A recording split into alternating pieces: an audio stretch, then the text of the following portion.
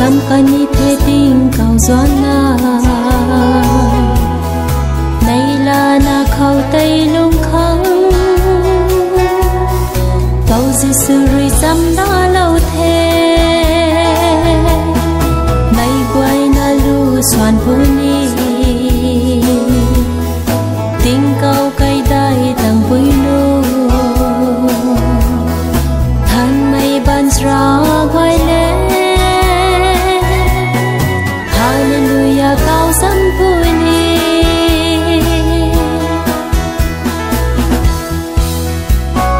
ninh đan na khe hay con đi ta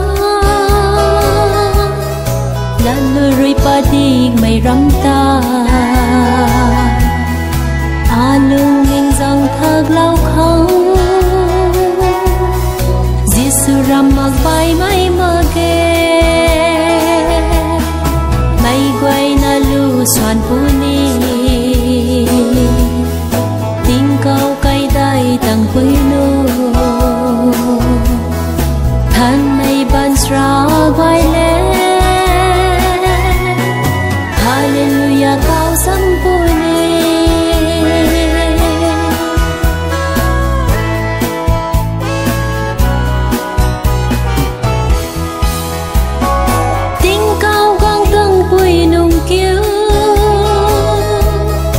rằng si mây nay đã đắc khe lum lâu mây cá thơi rơi Giêsu ram gai ta lung đau ni mây quay na lu soàn puni tình cao cây đai tầng vui nu than mây ban ra quay lên cao dăm vui ni Hallelujah cao dăm vui ni